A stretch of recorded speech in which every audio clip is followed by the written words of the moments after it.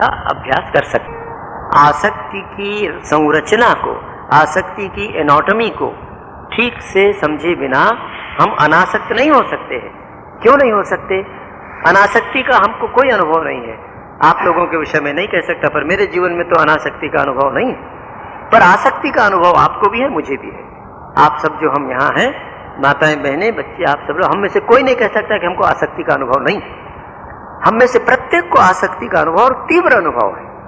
किसी को किसी में, किसी को मेरी आसक्ति मेरी पुस्तक में हो सकती है, आपकी आसक्ति आपकी घड़ी में हो सकती है, किसी के नाम यश भी भिन्न चीजें हैं, पर कहीं ना कहीं हमको आसक्ति का अनुभव है। अब इस आसक्ति को जरा खोल कर देखें, इसका विश्लेषण करें तो आसक्ति हम देखेंगे चिपक जाना, लग जाना। आसक्ति में दो चीजें आपको हमको स्पष्ट दिखेंगी। आसक्ति की संरचना में एक है राग और दूसरा है द्वेष। राग माने प्रेम, पकड़ लेना, द्वेष माने ईर्ष्या या हटा देना। तो जिससे हम आसक्त हैं उससे विरोधी वस्तुओं के प्रति द्वेष होगा। घर में, बाहर, संसार, वस्तु, व्यक्ति, सब जगह। कोई भी माता है, सौतेली माता है, अपने पुत्र में उसका राग है और दूसरी की जो उसकी सौत का पुत्र है उसमें द्वेष है। तो आसक्ति में राग और द्वेष दोनों जुड़े हुए हैं। बिना द्वेष के आसक्ति नहीं हो सकती। तो राग और द्वेष जब जुड़े हैं तो क्या होगा? हम आसक्ति से अगर बचना चाहते हैं, हमने द्वेष को छोड़ा तो आसक्ति तो पकड़ के रखी, चिपका के रखी है। अब इधर सोचा इसको छोड़ दें तो द्वेष प्रबल हो गया। तो राग और द्वेष के द्वंद्व में जब तक हम बने रहेंगे तब तक जीवन में अनासक्ति कभी नहीं आ सकती। इसको ठीक समझ लेना होगा। सभी साधकों, महापुरुषों का ये उपदेश है, उनकी आज्ञा है कि राग द्वेष से ऊपर उठो। राग द्वेष से ऊपर उठे बिना हम अनासक्त नहीं हो सकते। पर हम लोगों को ऐसी भ्रांति हो जाती है, हम अपनी आसक्ति को अनासक्ति इस रूप में, अरे हमारे मन में किसी के लिए द्वेष नहीं है भाई, नहीं है द्वेष जब तक परिस्थिति नहीं आई। परिस्थिति आती तो तुरंत द्वेष आ जाता है। जहां आसक्ति है वहां राग और द्वेष रहेगा ही, और जहां राग और द्वेष है वहां बंधन है, वहां अनासक्ति आ नहीं सकती। तो कैसे? तो अब इसको समझें, कैसे इससे ऊपर उठा जाए। इससे ऊपर उठने का उपाय नारद भक्ति सूत्र की कथा के सबस प्रवचन में आप में से जो सज्जन कृपा पूर्वक या माताएं बहनें यहाँ रही होंगी उनको स्मरण हो, वहां बड़ी चर्चा आई थी उदासीनता की। इसमें भी है उदासीनवतासीना, बाद में अपन देखेंगे। तो उपेक्षा से अनासक्ति किसको कहते हैं? अनासक्ति उसको कहते हैं जब व्यक्ति के मन में न तो राग है न द्वेष है, उससे वो अनासक्त है। उसके प्रति उसको राग नहीं, उसके प्रति उसको द्वेष नहीं। ये धीरे धीरे साधना करके समझते हैं और जगत व्यवहार में भी ये बात समझ में आती है। आप बाजार गए हैं सौदा लेने के लिए, सामान खरीदने के लिए गए हैं, किराने की दुकान में बहुत सी चीजें हैं, आप उसमें खरीदे हैं। उस किराने की दुकान में आप देखते हैं कि उसकी बहुत सी ऐसी खाद्य सामग्री है जिस खाद्य सामग्री में कुछ आमिष मिला रहता है। जैसे अभी अब कितनी सच्चाई है क्या मालूम, वो चाय में क्या मिला दिया, ऐसा अखबार में बीच में आया था। तो आपके लिए बहुत से अभी वैसे बुजुर्ग लोग हैं जो बिस्किट नहीं खाते हैं या डबल रोटी नहीं खाते हैं, ऐसे जो लोग हैं, तो उनको उसके अच्छे और बुरे होने से कोई मतलब नहीं। तो जीवन में जिस वस्तु, व्यक्ति आदि के प्रति हमारी उदासीनता है, वो आया कि गया, अच्छा है कि बुरा है, इस ओर हमारी वृत्ति नहीं है और हमको प्रभावित नहीं करती है। ये अनासक्ति का लक्षण है। ये अनासक्ति जब जीवन में आती है तो व्यक्ति साक्षी हो जाता है। और वेदांत यही कहता है, गीता भी यही कहती है, जब हमारे भीतर ये साक्षी भाव प्रबल होता है कि न तो अच्छा है न तो बुरा है, अच्छे और बुरे से ऊपर उठकर मनुष्य जब अपनी आत्मा में तृप्त होता है, आत्म तृप्त होता है, साक्षी भाव में जब वो प्रतिष्ठित होता है, तो क्या होता है? तब उसकी सारी आसक्ति केवल आत्मा के प्रति रहती है।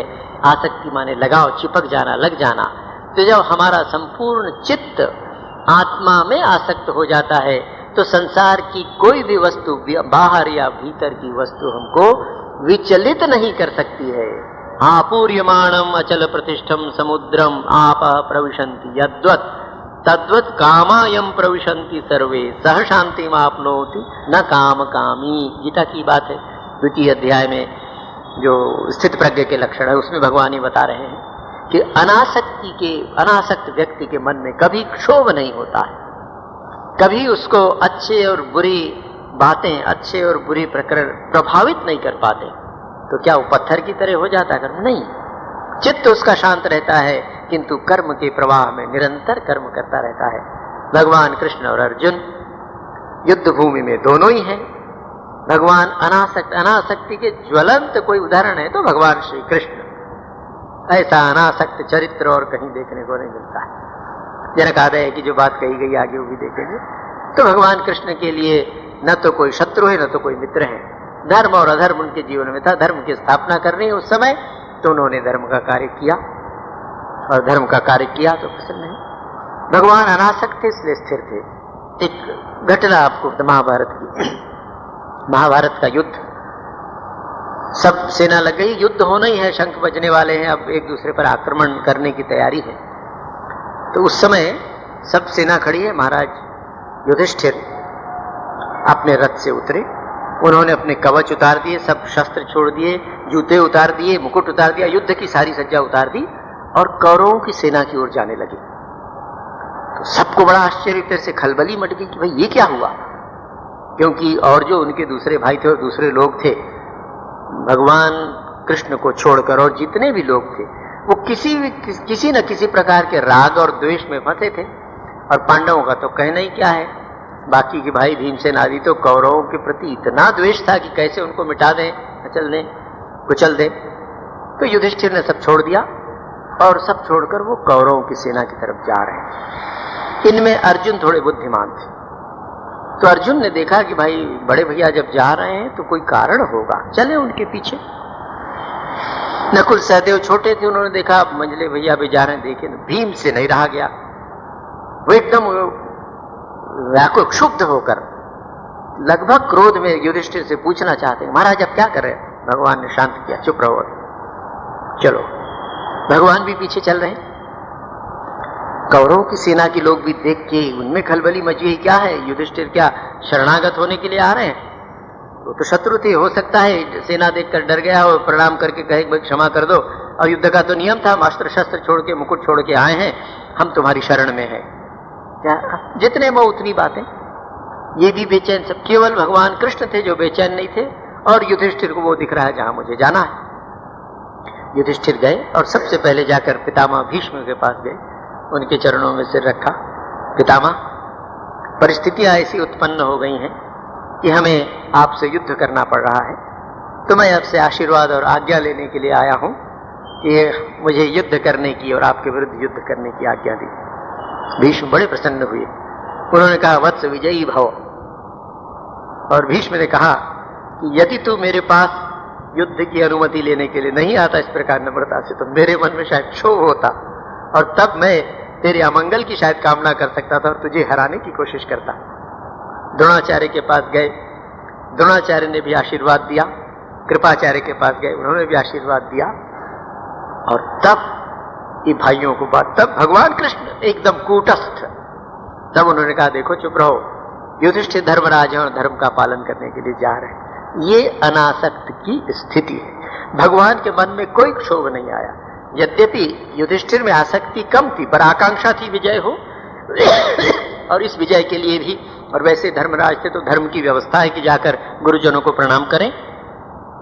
तो युधिष्ठिर भगवान की तुलना में तो आसक्त और राग द्वेष युक्त ही थे, किंतु आपकी हमारी तुलना में बहुत बड़ी स्थिति।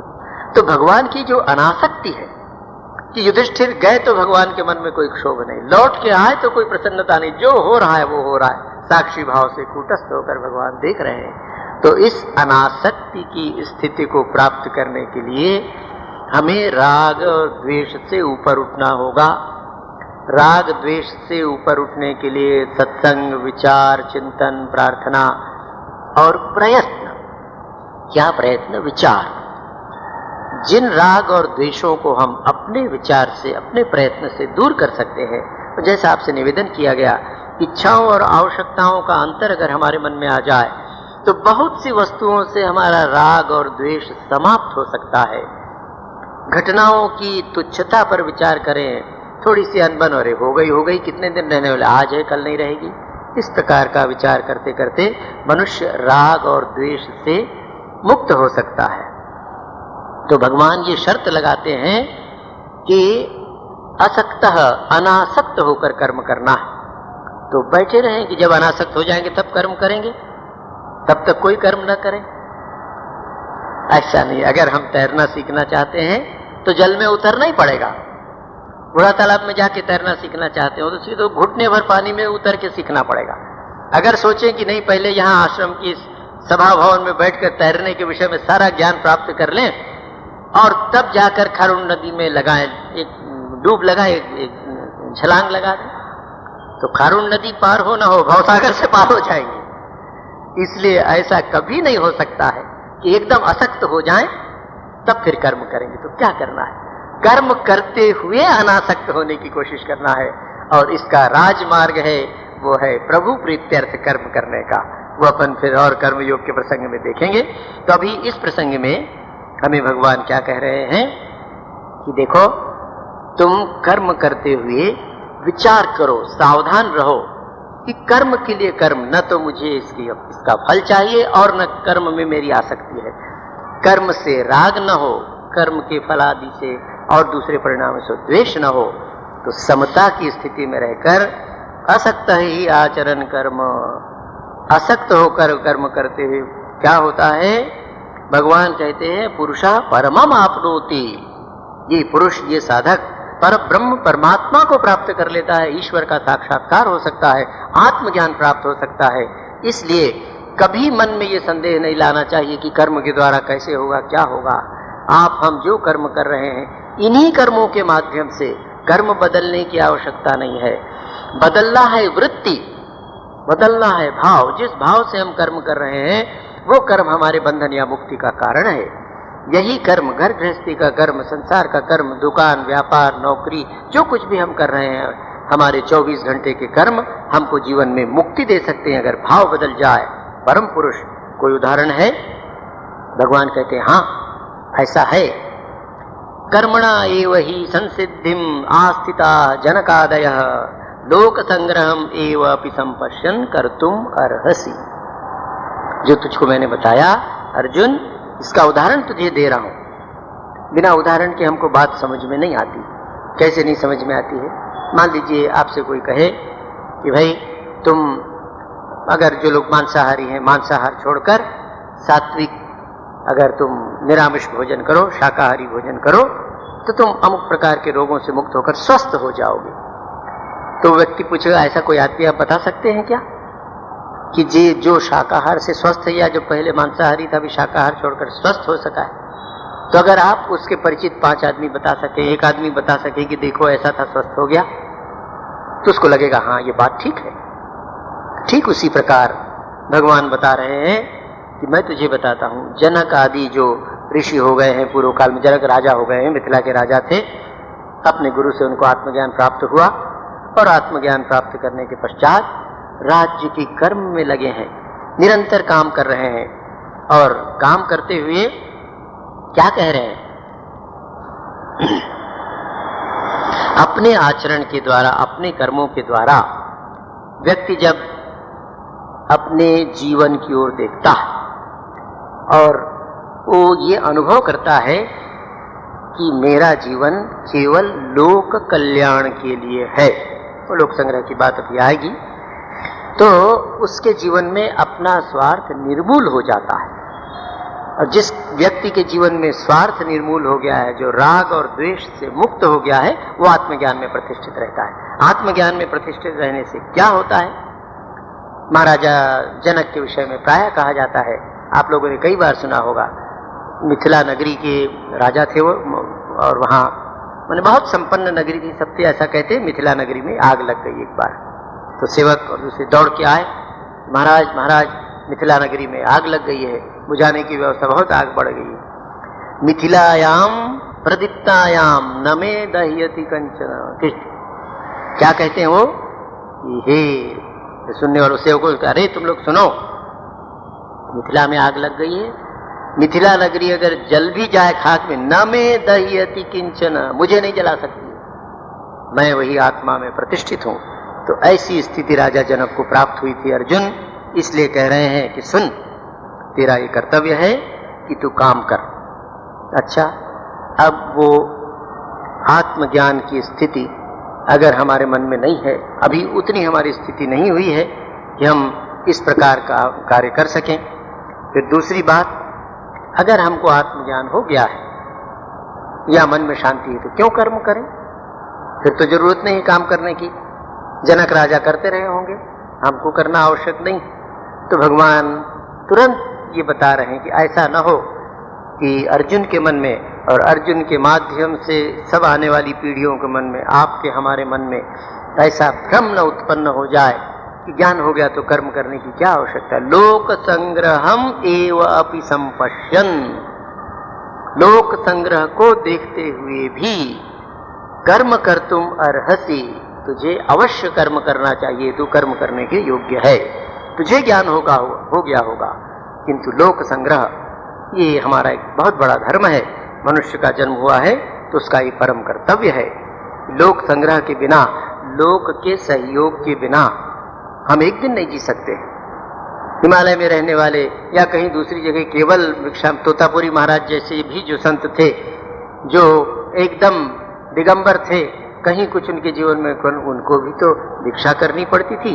दक्षिणेश्वर के मंदिर से उनको भिक्षा मिलती थी, श्री रामकृष्ण देव उनकी सेवा करते थे। उसके पूर्वज भी जब वो नर्मदा के तट पर उन्होंने 40 वर्षों तक तपस्या की थी, तो उस तपस्या के काल में भी लोक से तो उनकी रक्षा हुई, उनको कोई भिक्षा देता था, उनकी और जो थोड़ी मोटी आवश्यकता उनकी पूर्ति होती रही होगी। तो इसलिए भगवान कहते हैं कि लोक संग्रह को देखते हुए भी तेरा ये कर्तव्य है कि तू अनासक्त होकर कर्म कर। तृतीय अध्याय का नाम कर्मयोग है, किंतु कर्म की बातें तो सारी गीता में है, इसमें बार बार इसीलिए भगवान जोर दे रहे हैं। और हमें भी ये बात दृढ़ता से पकड़ लेनी है कि जीवन में कभी प्रमाद ना आए, आलस्य ना आए, कर्म से ना भागें। भागकर आज तक कोई नहीं बच सका है। कर्म से मुक्ति कर्म करके ही मिल सकती है, कर्म से भागकर मुक्त नहीं हो सकते। यही विशेष बात भगवान कहना चाहते हैं। आगामी रविवार आप लोगों की सेवा में रहूंगा, तब इस लोक संग्रह पर और हम विचार करेंगे। आगामी रविवार आप सब सादर आमंत्रित हैं।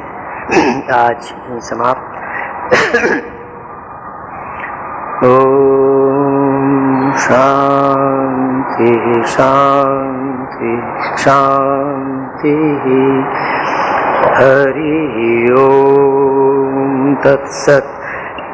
श्री राम कृष्णार्पणमस्तु।